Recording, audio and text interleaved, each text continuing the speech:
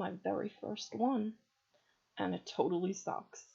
I don't like the flavor of it. It's like, um, not what I expected whatsoever, and it does not taste like cherry. It tastes like worse than cough syrup. But I'm trying this stuff because I want to see if it will help my post-orthostatic tachycardia, because it is supposed to raise blood pressure. And I'm not desperate.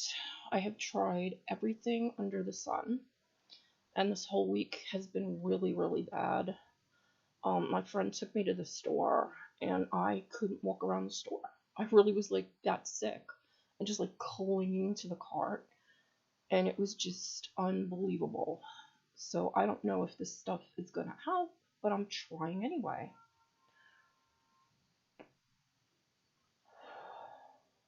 It kind of sucks, really.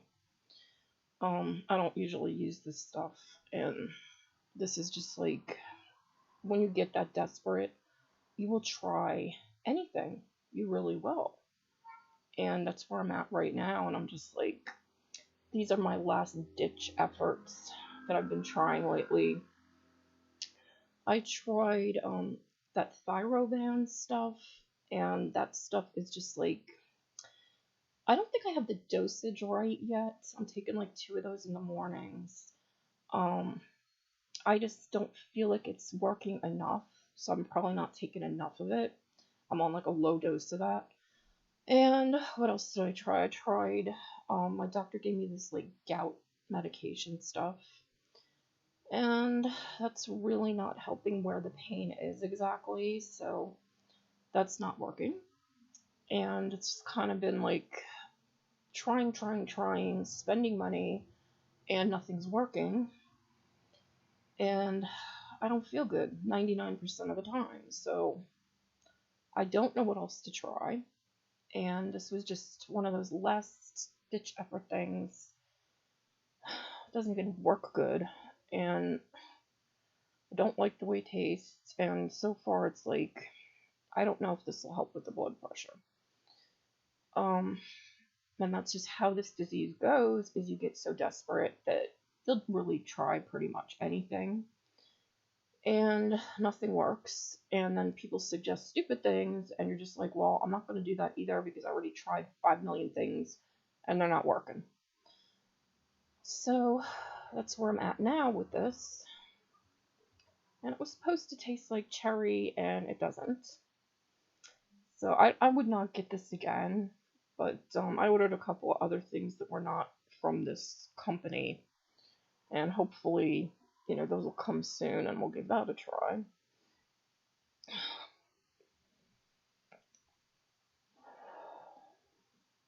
I don't like the taste. I don't like them. So we'll see what's gonna happen with that. All my projects have still been on hold because my health has been like total crap, and it's like between the shoulder, which is still not okay. My shoulder is actually, the whole arm really is half paralyzed since September. And my doctor is very negative all the time, and he's like, well, that's just how it's going to be. And this time, he actually admitted to me that he screwed up during the surgery, and I'm not kidding. He actually said that something really did not go right with something with the nerves and stuff, and he knows that he screwed up with the surgery. I'm not going to sue him or something. It's not going to fix this problem. And it's so hard to prove, even though I never had numbness in my arm until the surgery. But it's like, prove that to a judge. So I'm just kind of like, I have a half paralyzed arm. I still actually have to take one-handed showers because the arm won't go up. So it's like I'm washing my hair with like, one hand, and it totally blows. It's just not okay what's going on with me. And then in January, I started to get like this pain with the backs of my legs, which is just like out of nowhere, starting like the first week of January. And it did start with bad mattresses. It definitely did. But it kind of progressed from that into something else where it's like I wake up and the backs of my legs are so stiff that I cannot bend or walk for like an hour until I take my pain meds. And then it takes time for that to kick in. And then it does get better, and like I can pretty much walk around a bit, and then it starts to loosen up. And the rest of the day, as long as I stay out of the bed, I'm okay with it. And then it comes back. And it even comes back when I'm not on the bed. It will start to come back in the middle of the night if I'm on a couch. So I don't know what it is. I have looked up 5 million things, including the side effects of the stuff I'm on, and nothing is working. Nothing. So nobody knows what it is. My doctor gave me the gout medication to try and see if that's what it is. It's too soon with the gout medication to know what's going on with that. I don't know. It's just like one of those things where I have no clue. And I've really looked it up. I mean, like, I've spent like the last couple of months trying to figure out what the hell it is. I stopped my supplements to see if that was it. I stopped medication to see if that was it. No. And anybody that I found online who actually had this told me they have no clue what it is and have actually had it for a few years. And I'm like, what the hell is it? I don't know. I never had pain in the backs of my legs before in my life. And it's like, just like what I said, it's like this stiffness. And when I wake up, my feet are lobster red, like they were burned. And that seems to go along with the stiffness. So, like, once the redness goes away after like an hour and after I take my pain meds, that's when the legs get better. And that's why my doctor thought it was gout. So it's like, well, we'll see. I do have gout, but I don't know if it actually does this. So that's where I'm at with that. I do want to finish my projects. I was actually one chapter away from finishing the last book that I was working on, and then I fell and ripped the arm. So now I could probably do like about 2 more chapters of it and probably get it done if I spend the time. But I haven't been able to do it because I've been in like pain and just taking pain pills for months. That's really been my life. And it's just like, I don't know how to fix this. And I'm so upset that I can't do my projects now. And it's just been like, just like that. And I've actually been trying to get a non-medical companion health aide. Somebody to help me do the shopping, because it's really hard for me now with between the post-orthostatic tachycardia and the arm being racked. It's really hard for me to do the shopping. So I've been trying with that, but I can't get somebody because of my insurance, and it's really been a pain in the butt. And my insurance actually approved me for the care, but the place that we wanted to do it with, they don't have the program. So, like, we tried with another place that has the program, but they don't want to take my insurance, even though they're listed as taking my insurance. And they wanted me to get the state waiver for it. So I applied for the state waiver for a second time. They turned me down the first time because the papers got all screwed up and it was like a big mess. So applied a second time and I'm waiting on it. But the person who came here and did the interview and everything, she said I'm not getting the waiver because I am not nursing home material. And she said the only way that they approve the state waiver is if you are actually nursing home material. And otherwise, it's like, if you're not like 65 and over, they will not give it. Even though I'm like totally disabled, 98% housebound, long-term disabled, all that stuff, they just like will not give it. So I don't know if I'm going to get any help. And it's like, if it was not for my best friend, I couldn't have done the shopping, and I still have to do the rest of my shopping. She took me for half the shopping. And it's like I said, I like was so sick in the store that I really couldn't do it. I couldn't bag the groceries. I was like dying. I was like really just hanging onto the cart. That's the post-orthostatic tachycardia. You can't live with post-orthostatic tachycardia. It's impossible to live with it.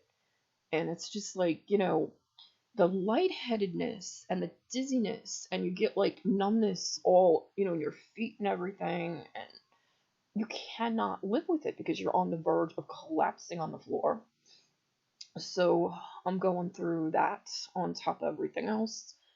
And my usual stuff that I would take, like pseudoephedrine to not get that, didn't work this week. I was just that sick, and I think that part of that is because the gout medication actually lowers blood pressure, which is why I didn't want to take it for so long. So I might actually have to stop the gout medication because of that, because I will end up really passing out somewhere. So I don't know what to do about that yet, but I might end up stopping that. It's not working anyway, so it's kind of, Um, I'm just tired of dealing with health issues. I am so sick of it. And like, this week I was, telling people that I know, I was like, I don't want to concentrate on my freaking health every damn day. And I don't want it to be the sole subject of my conversations with, friends, relatives. I'm that sick of it. I cannot stand it that, like, I'll forget to ask, even my father or my friends, like how they are because I'm focused on the damn health issues. And that's not who I am. And it's just like, this disease steals every part of your life. It just really, steals everything from you, your personality, everything gets screwed up. And it's like people don't see who you really are, and it's terrible. It's just one of the worst things. They don't see the potential that you have. They don't see the skills you have. It's like they see this shell. It's like a broken shell. And that's all they see. And it's horrible. It's really, really bad. There's no way to fix it. It's like I have so many conditions that when I went to my doctor like about a week ago, and we were talking about, like what's like causing this leg pain. And she was just like, you have so many conditions that it can be anything.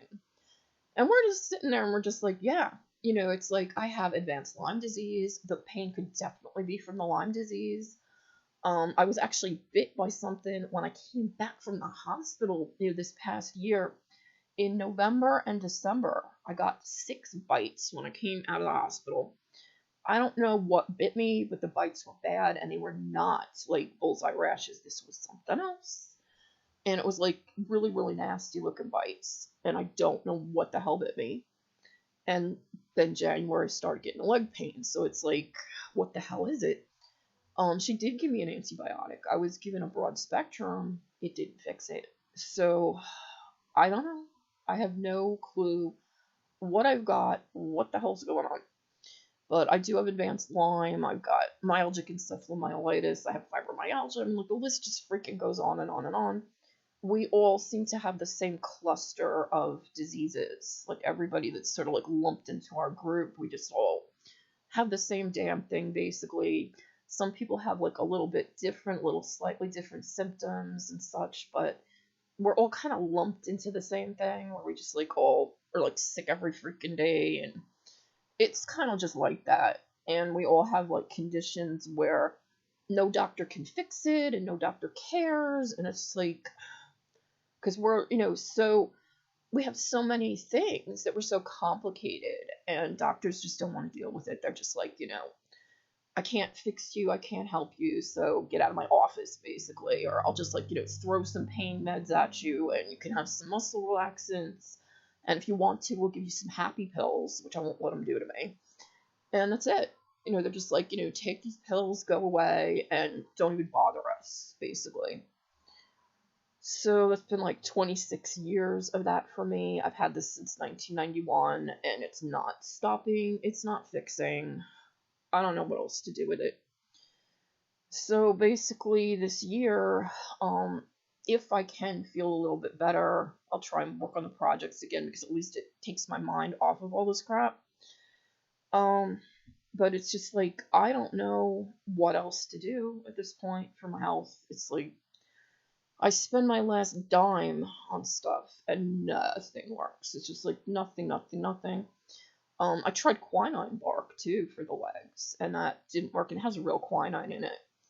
It helped a little bit with muscle spasms, but something about it I did not like taking. I just kind of felt like if I stayed on it, it just like, it does have side effects, and I didn't feel like it was kind of safe for me to stay on that for too long, so I stopped it. But it did not help where the pain is with the backs of my legs. So that was like another waste of money. Just like money, money, money. And I don't have any more money, and it's just like, it's horrible. So that's pretty much, what's been going on is just like, since I wrecked the arm, everything has just stopped. And I'm being tortured every single day in every possible way, basically. Which is like, it's interesting. People be like, why are you doing this when, you're so opposed to the whole, smoking deal and all that stuff. This is not technically a cigarette, so it's like, why am I doing this? Because I want to see if the nicotine is going to help with the post-orthostatic tachycardia, because it actually raises blood pressure, but there are other ways of getting that into you. But I'm actually also doing this for a few other reasons. Weight loss is one of them, which I wouldn't lose any weight with this thing because it tastes like shit. So it's kind of that part. There's other stuff you can do, which I already have in the mail, so. But I tried every different thing under the sun. I actually am for vaping, and it's something that I really, have looked into and all of that stuff, and it's something that I'm not opposed to vaping products. What I'm opposed to are traditional cigarettes. So that's been something that I'm actually fighting for vaping rights, but I'm opposed to traditional cigarettes because traditional cigarettes have like the millions of chemicals, and they yellow the place, and they make everybody sick, and they make me sick. But vaping is actually something that the ingredients are food grade ingredients. If you look into what's in it and all of that, it's food flavorings. The propylene glycol is something that I really don't want. It's like in this thing, but it's not making me sick, which is wonderful. But if I can, do it without that, I'm happier without that. So it's really just propylene glycol. It's glycerin, vegetable glycerin, food flavorings, and nicotine if you want it or not. And like the propylene glycol is also optional. So that kind of thing, it's not a cigarette, and it's not something where you're getting smoke all over the place, and it's not something that's gonna, make somebody sick and give them asthma and all that crap. I have asthma. And this thing, it's not bugging me, so that's a big deal. And I've got MCS and I'm allergic to the freaking world. So it's totally different, and that's why I'm like fighting for the rights for people to vape, because it's not just like people that are going to try to quit smoking that use it. It's people who are trying to lose weight. Because if you vape a flavor, like a chocolate cookie flavor, or there's like so many flavors. There's like a million flavors now. You can vape anything. You can vape cheesecake flavored stuff. So it's like, I would rather do that than sit there eating a piece of cake and the weight will come off. Where, you're not going to see the weight coming off if you go indulge in your cake and your chocolate. Vaping is 0 calories. And you can actually sit there and just like vape for an hour, and you're not going to gain an ounce. So that's why I am actually for those products, and I feel that they should be regulated totally separately from tobacco, especially because you can get it with no nicotine, and there's just like no tobacco, so it's just, that's not a tobacco product. Vaping is totally separate. So I just wanted to bring that up, because people are going to be like, you're sitting here with this thing, and why are you doing that when you're always screaming about it? And it's like, well, this is not a cigarette, and it's not a traditional cigarette. So it's like, there's a big difference there. And that's why I wanted to bring that up with this video. So like I said, there are a lot of things that are kind of going on with me health-wise, and I'm just desperate to do something about it. And I don't know if my arm is permanently paralyzed or not. I'm usually optimistic about it, but it hasn't gotten better in months. It's just kind of like we're at a plateau, and it's just like sitting there. and it won't go up. And I can't reach my cabinets in the kitchen, and I can't reach for stuff in the food store. And there's still a lot of pain. Like if I try to reach up, there's a lot of pain. So I kind of feel like my body is protecting me from the pain, and that's kind of part of the reason that it's freezing up. And then the other part of the reason that it's freezing up is because it's numb. It's like I said, it's the whole underside is paralyzed. So it's not getting the signals that it needs to get, and that's a big deal. I don't know if it ever will. I have no clue. I just don't know. So it's a problem, but it's not a problem that will stop me from doing my creative work if I feel a little better. So I can still type. I still have use of the hands, but even my wrist is like numb. There's like numbness in there. It's not good. But it won't stop what I usually do. It's just the pain issues that I'm having, like body-wide pain and everything. That's what's stopping me from doing anything right now. My pain meds really are not fixing what's going on with me.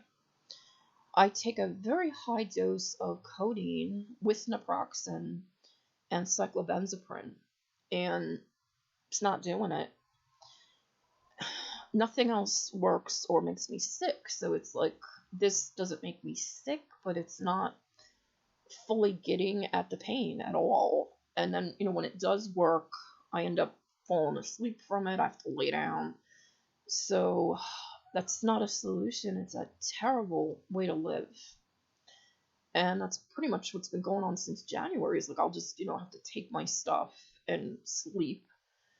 And even when I don't take the cyclobenzaprine so that it won't knock me out so much, I'm in pain and I don't feel good, and nothing's getting done, and that's really bad. So, there's other things that happen, like the vascular necrosis, which is why the whole shoulder crumbled and the elbow crumbled. And the last time that I went to my surgeon, which was kind of recently, we had the talk about how terminal this is. And he knows that it's terminal. And he wasn't telling me anything that I didn't already know, because I know it's terminal and I can feel what's going on. Basically we talked about it, and I probably, if I'm lucky, have 8 years left to live, maybe 10, possibly just 6 because of the way it's all going. But who knows? You don't really know that, but I feel it, and you kind of know. So it's just not good. It's like, we talked about how between the vascular necrosis and the thickening of my blood that I have, that it is definitely really at the sort of end stages. It's like the beginning of the end of this disease, for me anyway. It's, if you have post-orthostatic tachycardia long enough, like I have, I've had it since I was like 15 years old, that's it. It just, like, over the decades, it pulls the blood down and it thickens your blood. And bones in the upper body are not getting the nourishment, and they're not getting even the fluid. So they dry out. They literally dry out and they crumble. But it takes decades to get to that point. And I'm 46 now, so it's like I've had this for decades and decades, and it's gotten to that point where the bones are crumbling. And it's really not a good thing to have, because if I fall again, it could be even worse than this. And this already, I've got a shoulder replacement now. And elbow's not so great either. So, it's just, it is what it is, and there's nothing I can do about it. I've kind of made my peace with that. I actually spend most of my days now wondering if I should go through all my stuff and get rid of a lot of my stuff so that my best friend will not have to deal with it when I die. So that's, something that you deal with this disease when you get to that age. Most people who have had it this long, they all die by the time they're like 56, It's just like, they just do, for various things, but and I'm 46, so you kind of see I'm like right up there. And that's just where it's at. So actually, I talked to the person that did my interview for the waiver that I'm trying to get, and I told her all of that too. I don't know how much of it she wrote down, but I told her anyway. So I don't like that. I didn't get to see what she was like typing, and that really bugged me. And I didn't get to have a copy of it because she was doing it on her computer, and it wasn't hooked up to a printer or anything. And they don't really give you a copy unless you're like, bugging them and bugging them. So I have no clue what's going to happen with that, but in general, she was just like, you're not going to get it. So we'll see. I am not considered nursing home material. So it's not, because it's, I'm 98% housebound, but I can go out when I feel a little better. So it's, one of those things. But since I had the whole arm wrecked, I'm like much worse and really, really do need help, and they just do not care. So we'll see what happens with that, but it's just not good, and that's the way it is. So that's really, basically what's been happening. That's kind of my update. I'm just like rambling on. If I do feel better at some point in the next couple months, I'll try and work on my projects. I'm not done doing the game that I was working on, Werewolves of Wilburn, and I'm not done with the book that I was working on, and that has to do with the discriminations that we go through with this disease. And I really would like to get that out because it really is important. I've been through everything. I mean, I was even told at the building that I lived at before this one, I was told to my face that I do not look disabled enough to deserve a food bag when we had the food bag program. So, talk about like discriminations. It's really, really terrible what we go through because I don't look sick, and that's just the way it is. And, even just this interview that I did for the waiver was really, really hard for me to like sit there and look her in the face and like, I don't look sick. And I'm like telling her, but I'm really sick. So it was just kind of, she did believe me. She really did on a lot of points. Like you could see it in her eyes. She believed me. But most of it, she still could not grasp how, disabling this is and how severe it is. And most people really can't, they just can't. They can't relate to it. It's impossible for their brains to grasp, the level of severity with this disease is just freaking impossible for people to grasp. They really can't. Even when they see that we have trouble walking and standing up and doing anything, they still do not get it, the level of how disabled. They don't understand our level of fatigue. They don't understand anything. They just see some of it. They see like a little tiny bit of it, but they don't get it. So, that's just the way the disease is and what we go through. But I have a lot in that book that I'm writing that I really want to get it out because I put in things that I have tried over the years, and maybe it'll help somebody who's watching this even that has only had the disease for a few years, and it will kind of like, give you some kind of guideline of what goes on with this and things that I've tried that have helped and things that I've tried that have not helped. Everyone's body is different though, so it's kind of, what worked for me may not work for somebody else, so you just don't know. But I wish I had had a guideline like that before, when I first got sick, because, I didn't know anything for years. All those years, you're just kind of playing it by ear and you don't know. And in the beginning, when I got sick, the first few years, it was like right before anybody had computers in their homes. So I didn't have a way of getting the support or anything.